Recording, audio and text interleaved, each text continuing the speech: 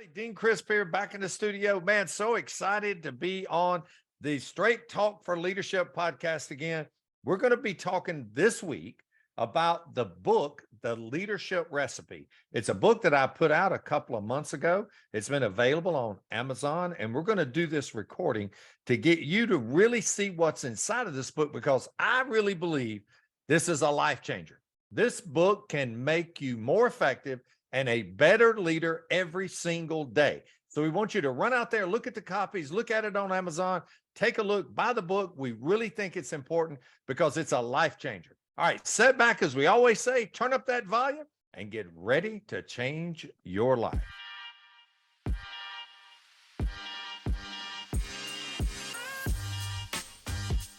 Hi, I'm Dean Crisp.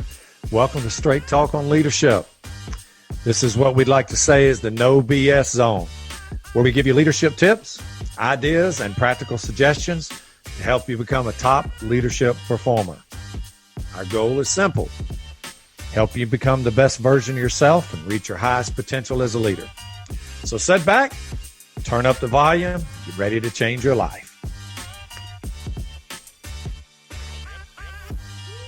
All right, folks. Hey, Dean Crisp, as promised, we're in the studio now. I am joined by Kelly Corvin and Mackenzie Craig. They're going to be with me because they had an integral part in putting the book together. This week's podcast is going to be about the book, The Leadership Recipe. And I put that book out a couple of months ago. We're getting ready to do a relaunch on the book so that folks will know exactly what's inside that book.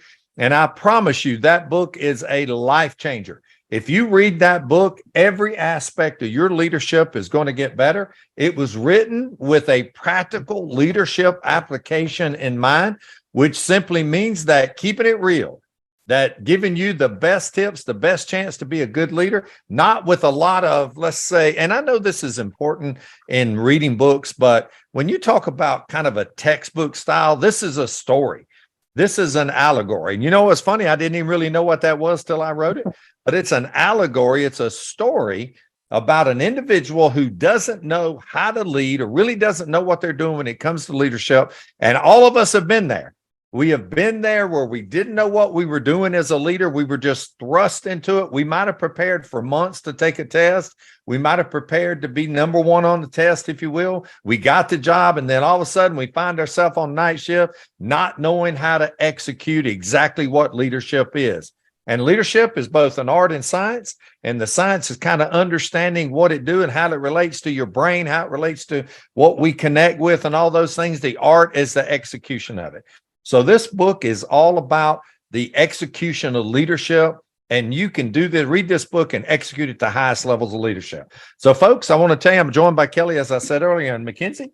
Folks, thank y'all very much. Kelly, thank you for being on the podcast.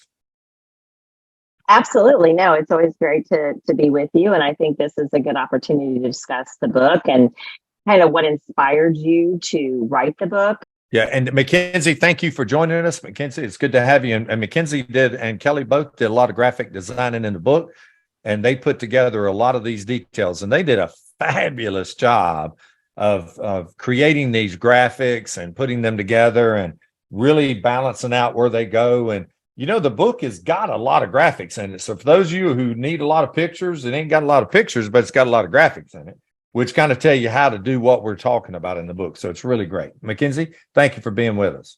You're welcome. This is actually the first podcast I've ever done. So well, there you go. We're glad to have you. I know you guys got some questions, and I got some for you about how you did it. So we want the audience out there to really enjoy this book, because I think it is like really got some great information in it. It's got some just practical stuff that you don't think about as a leader, and you kind of sometimes you don't realize how important it is, and then you're like, oh my gosh, I messed that up. That's so true. Well, and that's one thing that I will bring Mackenzie in on, which is she helped a lot in making sure that we could visualize a lot of that for the reader. So a lot of the graphics in there that are on the focus board, you'll see those throughout the book. And it really, the graphics, I think, and Mackenzie, I know you had fun doing them, right? oh yeah. I mean, I started the process and then you made it better. So And that's what it's all about, is a team approach, but just taking those things. And I think what it really created in the end was a very cohesive look, with the pull quotes at the beginning of each chapter, and then just the consistent layout of the book. And it makes it easy for the reader to follow along, I think, or to find where they are in the recipe process. Well, Right. let me talk about that for a second. And Mackenzie, I want you guys to pitch in on this, because what we originally did was going to create a recipe card. You remember that, when we are going to keep, which we actually did. Yeah. But then we talked about, let's write journal entries as if the person's writing in the journal. So Right. y'all talk about that, because y'all created all that. Well, just like not a lot of people like to read, but I guess since I'm a creative person, I love reading, but I love it even more if I can visually understand as I'm reading. And I think a lot of people are like that. So I think adding visuals and graphics to the book kind of helped you on your journey, as far as like you just said, when you have a GPS, you want to know where you are and where you're going. And I think the graphics kind of were like a GPS as you read the book, because it's like, hey, we just came from this ingredient, now we're on this ingredient. And it kind of visually helps you feel like you're on the right track. Because even though each ingredient is different and each ingredient is important in its own right, having the graphics and the recipe card throughout the book was just, I think, enhanced what you were actually saying in the wording. And I think it just flows really well together. And the more I look at this book, the more I like it, because it's like, it's really put together, an easy read, but it's also got those graphics in there. And here's what the tendency for people to take a book like this. And the one thing good about it is, of course, you want to read the story from beginning, middle, end, because it makes more sense. But once you read it, you can just turn it to a chapter and all of a sudden get a real deeper dive into what that chapter means. This book's not written to be an all-inclusive leadership journal or recipe. It's my recipe to what I've done to be successful, whatever people may think that is, but I've had a good time at it and it's served me well. But when you look at this book, it's like there's a message within the message with the graphics, if you will. And I really like that. And honestly, the biggest mistake people will make when they pick a book up like this is they'll go to like one of the chapters and they'll read, well, okay, that's emotional intelligence. Well, I'm an emotionally intelligent individual. I know I don't really need to read that. Or humility. I'm really a humble person. But then when you look at it, you have zero emotional intelligence and you're zero humble. It's you got to look at it and say, how do I get better in it, and read the story with that. So I think that really works, and I think the graphics in this really add a lot to the book. Now, Kelly, let me get back to answering your question for a second, and we'll come back to the graphics, because you said answering the question of why. Now, remember what I said.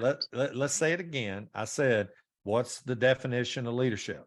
It's motivating people to do what they don't want to do at a high level, and that's really leadership. I challenge anybody to find a better definition than leadership than that right there, because that is really, truly what I found over 40 years of struggling to lead myself and lead other people is, if you can get people to do what they don't want to do at a pretty high level, they will develop the self-discipline to later do it when they want to do it, which creates the self-motivation. So that is so true. And we laugh about this in our own company here, but sometimes I do that with Mackenzie. I'm like pushing her to motivate. I'm like, all right, Mackenzie, you got to do this, you got to do this. And then she's pushing me, and the same thing with Kelly. We're trying to push each other to do things we don't want to do, because if we develop the discipline to do it, we know we're going to execute it at a high level. So it's pretty crazy. Let me talk about the why for a minute. Now, I know Simon Sinek talks about the why, and I recommend everybody read the book, start with the why. Yes. Simon Sinek talks about the golden circle, and there's no better read than that. And I am no way, no how comparing me to Simon Sinek. I'm just saying when you start understanding the why at a deeper level, you understand two things. This is what I want you to understand that I found out about the why. The why is a tremendous self motivator. The why is probably the most magical motivator on the planet. Now, why do I say that?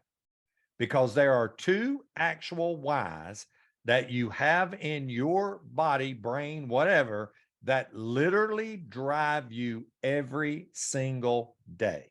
Now, let me explain the first why. The first why is the inquisitive why, which means you want to know why someone's doing something. Like if I said, okay, let's go outside and run a mile, you'll be like, why are we doing that? Or I'll say, let's do it this way. Or you'll say, why don't we try this? And the first question comes out is, why are we doing it? Because when most people ask that, they're like, well, the old way is good enough, right? So we think we're not going to change, but you have an inquisitive why that absolutely drives your motivation. So when an employee is asking why, they're really wanting to know the inquisitive why, which when you answer that, it creates a self-motivation that gets an employee to do it at a higher level. And this is where this drives me nuts about older leaders. They hate why. When somebody says why, they take it as an affront to them, or they take it personally, but the person is literally really just answering the inquisitive why, which motivates them. They're wanting to be motivated themselves, and they want to know the why. Now, that's the first one. Now, the real why is the reason. It's the deeper internal why of why am I doing this with the bigger picture why? Like, what does this matter with, how does all these pieces come together? Like, for example, my why, the meaning why, the reason why, the deep why is I want to inform, inspire, and educate, help people live a purpose-driven life. That's my why of leadership. My why of working out is to live a long life, have a good quality of life. Those are the whys that we have to jumpstart our motivation. We have to answer that why. Like if I were to say to you, all right, Mackenzie, I want you to start running 5 miles a day. You're going to say, why? Well, if I answer the inquisitive why, because, okay, it's going to give you, you're going to get in better shape. It's going to be tough. It's going to get better shape. But the real why is because it's going to drive your health to another level. And now you got the answer to both of them, and you will absolutely start moving on your own. And that's what you got to do with employees.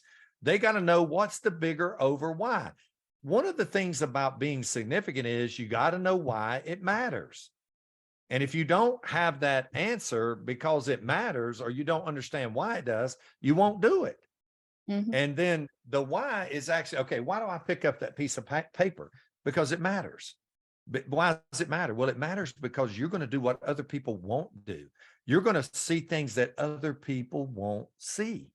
And when you're significant, you see opportunities other people don't see.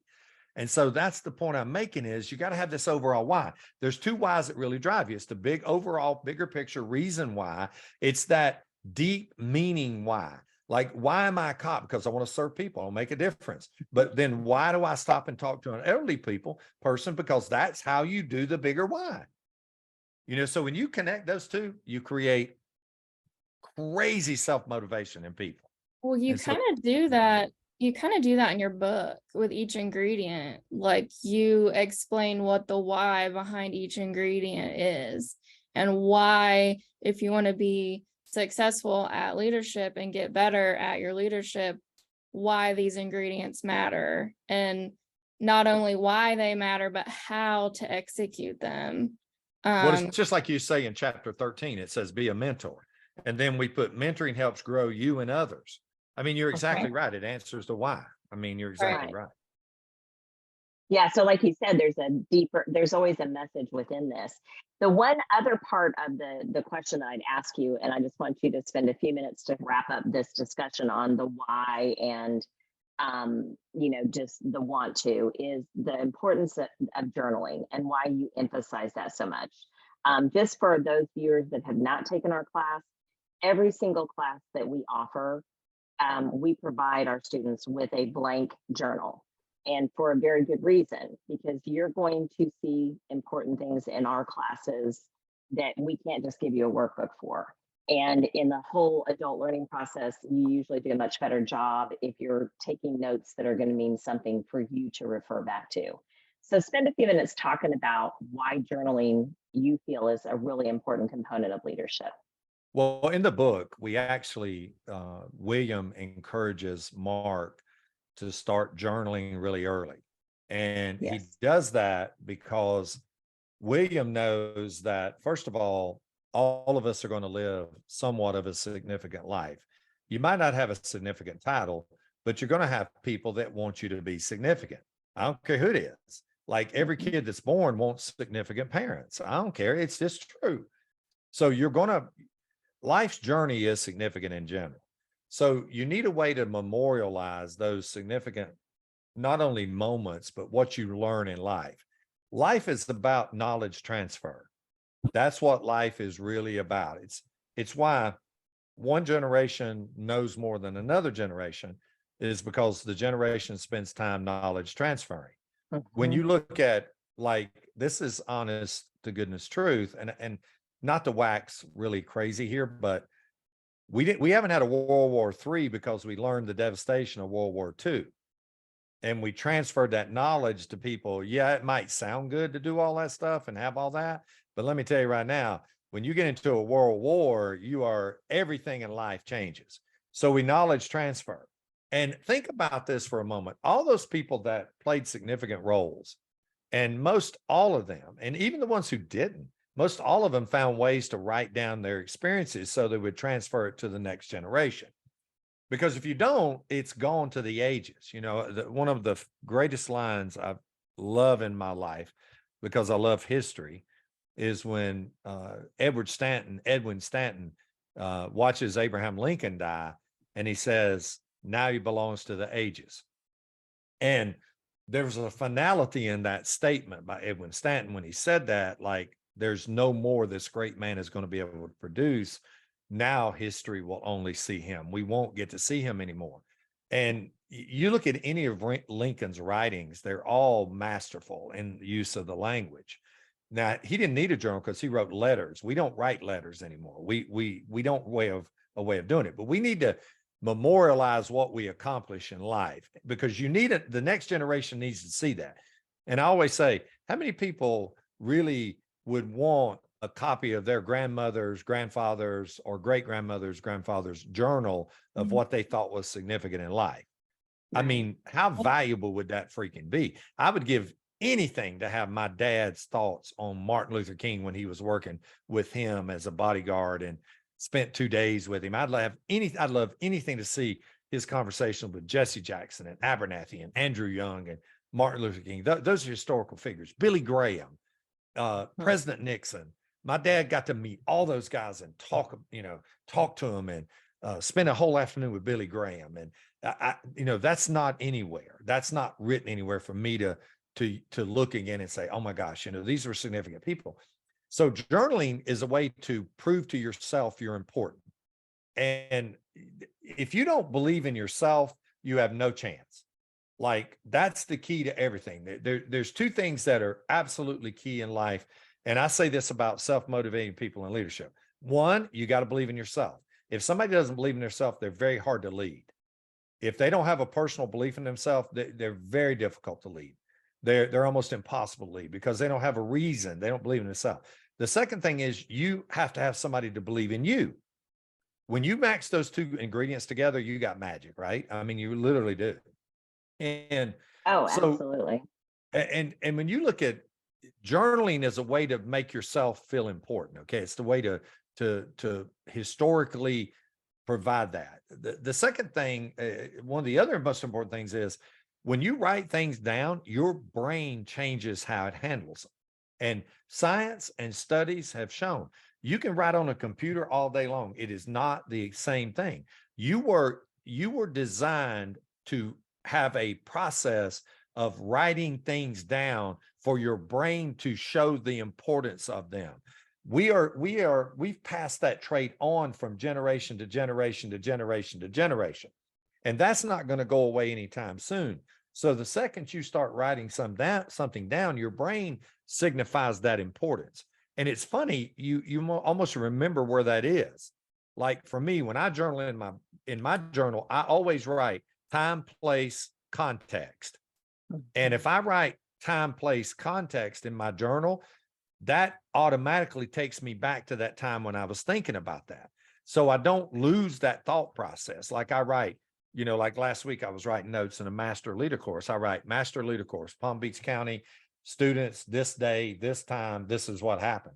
And then I write the note and then I go back to it and I know exactly what I'm trying to bring up. So it creates a magical path in your brain. And so when you write things too, it also puts things in one place where you don't have to go try to find it in 12 notebooks. And then the last thing that journaling does is it helps you stop being intellectually lazy. Because if I know that I'm going to write something down, I create an intellectual path that gets me out of being lazy. Because a lot of people just read something and they're like, oh, okay, I'll remember that later. And then God knows you never do it. That's why we don't give booklets out in our class. We give journals, is because booklets make students intellectually lazy. Because you'll write down what my notes were and you'll just write a few notes of your own. And then when you go back to your office, you'll put it on a shelf. And the only time you look at it is when you get thrown out of the office, like when you have to move or you get kicked out or whatever. You don't ever see it again. So the journaling is extremely important. You also talk about journaling and it helps you get better because you can go back and see what you thought about something years ago. And then now, like years later, be like, oh, well, now I know about this. Or it helps you see the growth of where you were and where you are now. 100%.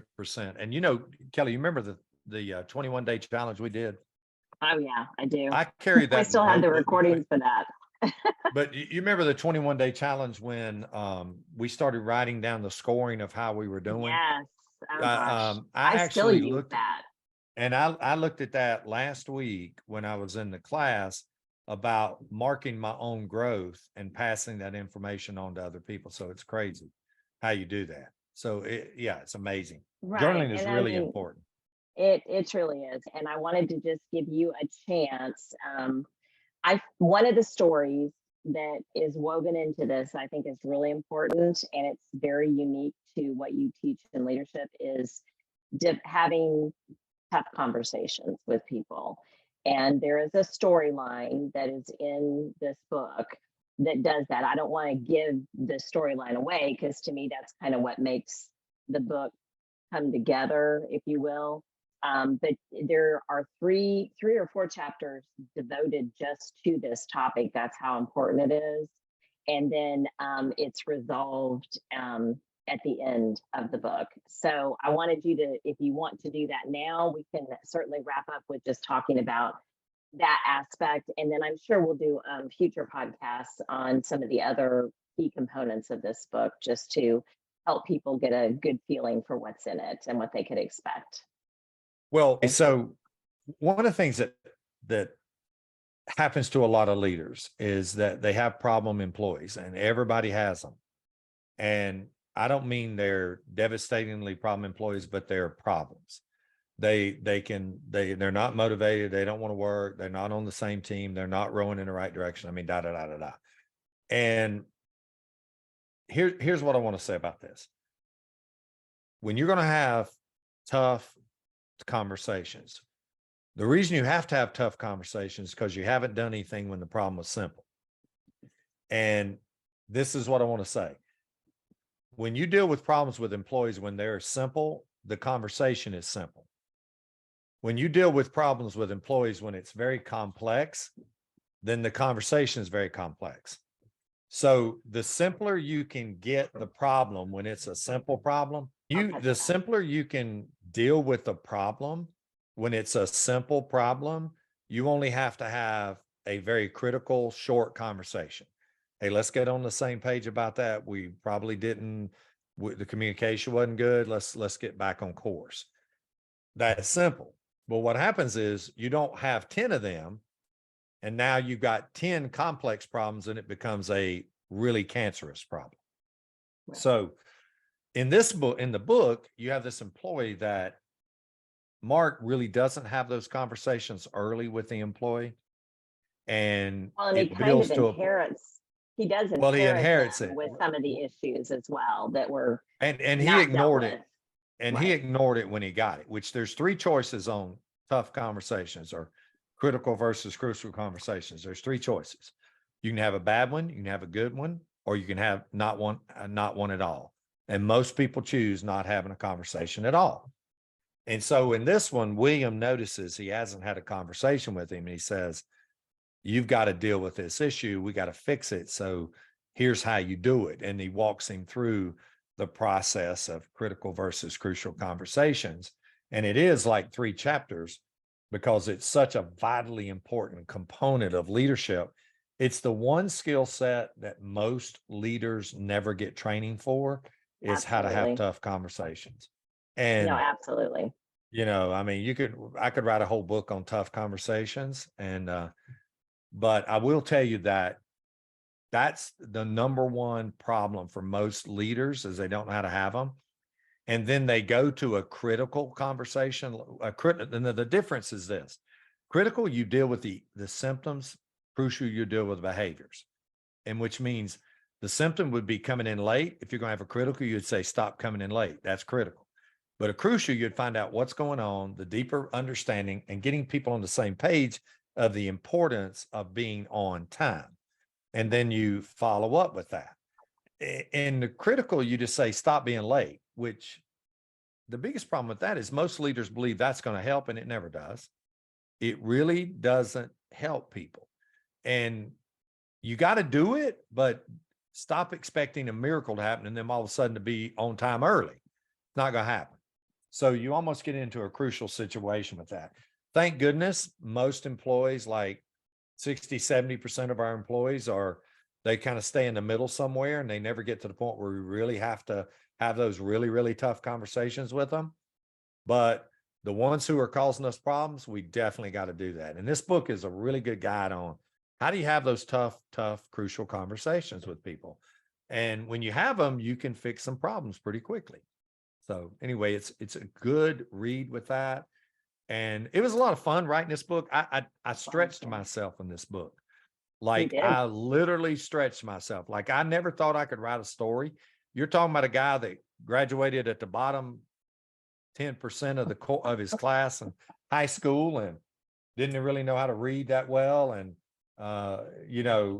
but that just goes to show you, if you put your mind to things, you can get it done. And, it's an exercise in me trying to give a message of, man, we can be really good at this. We just have the right ingredients.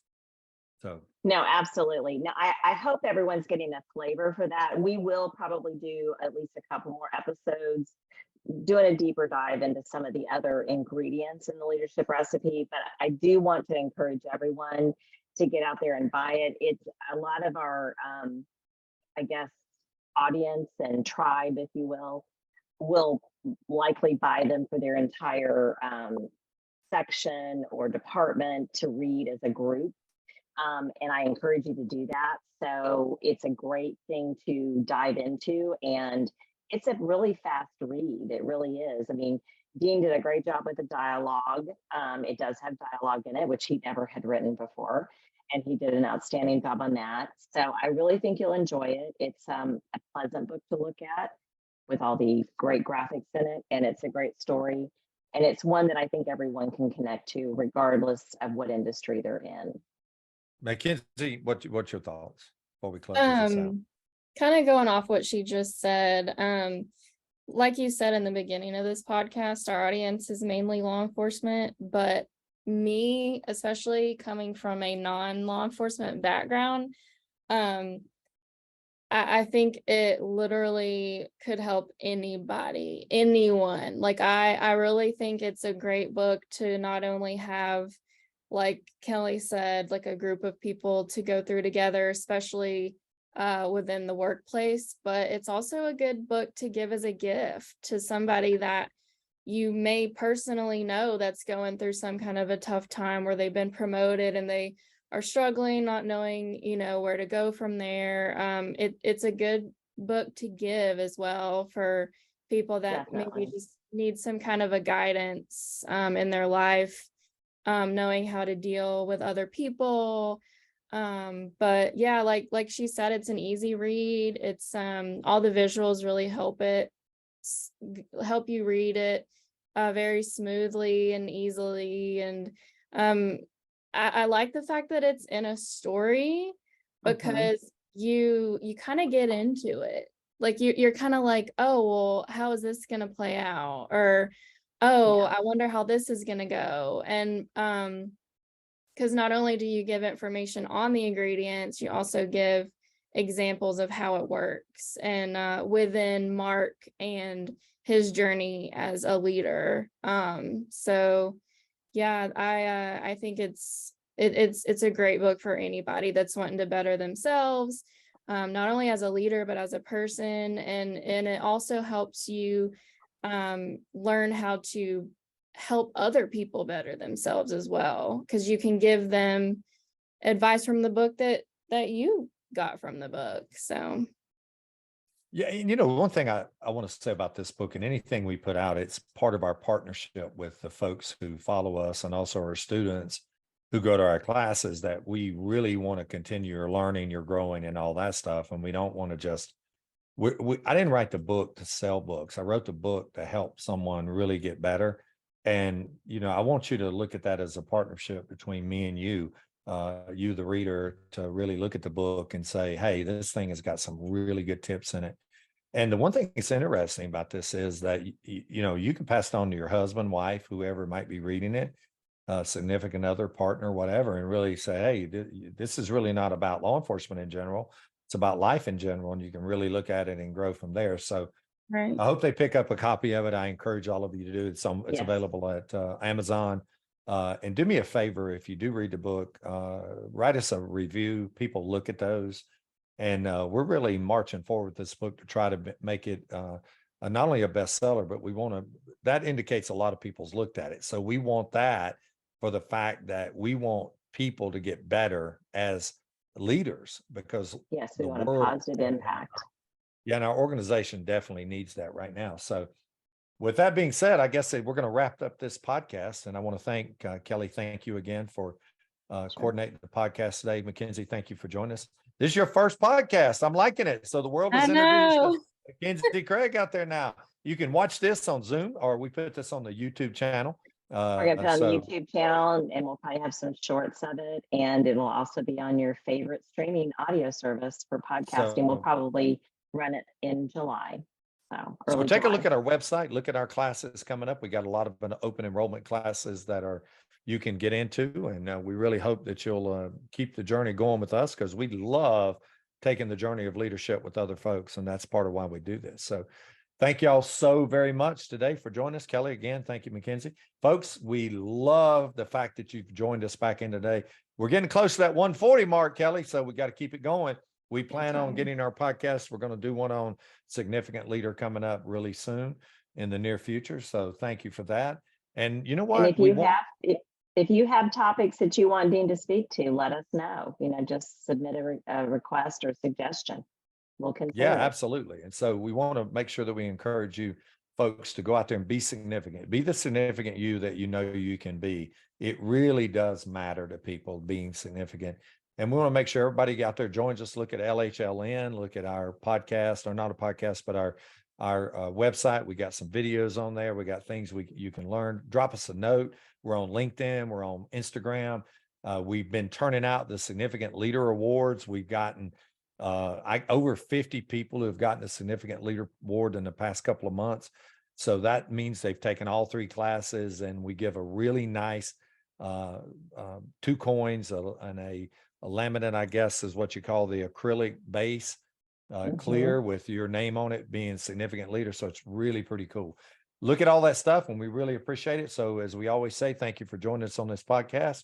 And until next time, I'm Dean Crisp. We hope you have enjoyed this episode of Straight Talk on Leadership with Dean Crisp. Please help us continue to grow our audience by subscribing to, liking, and sharing your favorite episodes. We would love your support in making Dean's book become a bestseller. Amazon is currently running a 10% off special on the paperback version of the book. It is a great summer read for personal and professional growth. Again, thank you for listening, and remember to keep leadership simple by learning it, living it, and giving it every day.